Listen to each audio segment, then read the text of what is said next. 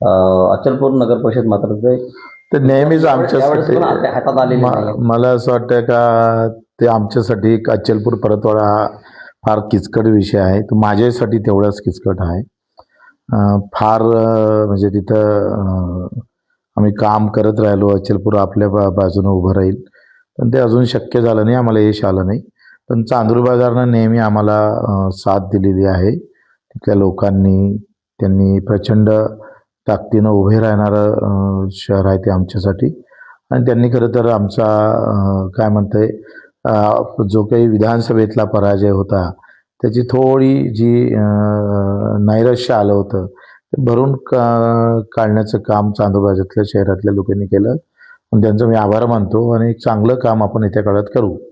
भाऊ काय सांगाल, नेमकं जे निवडणुकीचे निकाल जे लागलेले आहेत ते संमिश्र निवडणुकीचे निकाल लागलेले आहेत. सगळ्या पक्षांचे एक खाती कोणाच्या हातात सत्ता आलेली नाही.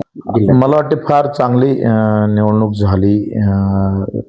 एकंदरीत निवडणूक आयोगाची मेहरबानी समजा.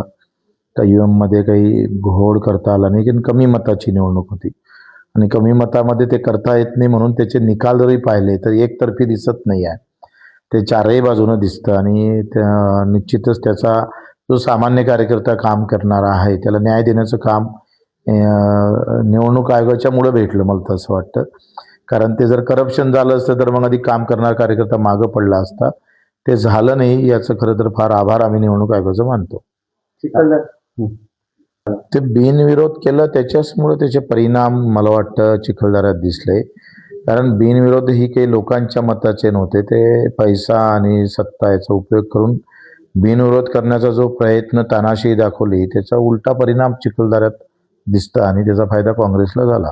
या निवडणुकीचा फरक जो काही येणाऱ्या महानगरपालिकेत होऊ शकतो. काही मला वाटते फार सगळ्या निवडणुका खूप अलग अलग असतात, अलग अलग मुद्द्यावर असतात, उमेदवार वेगवेगळे असतात.